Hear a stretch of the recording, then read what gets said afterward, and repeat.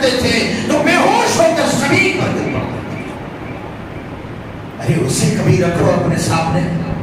یہ روزہ رکھے مر جاؤ گے؟ مرو گے تو نہیں. 3 دن تک بھی کوئی نہیں کھائے گا پیے گا کبھی نہیں مرے گا.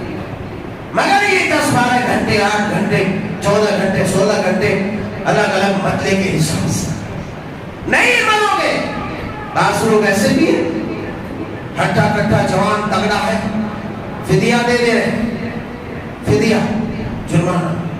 ارے اللہ والو فدیہ اس آدمی کے لیے ہے جو انتہائی لاغر کمزور ایسی بیماری میں مبتلا ہے کہ ٹھیک ہونے کا امکان ہی نہیں، یا ایسا بڑھاپا اس کے اندر طاری ہوا ہے یا اس کی صحت بحال ہونے کے چانسز نہیں ہیں.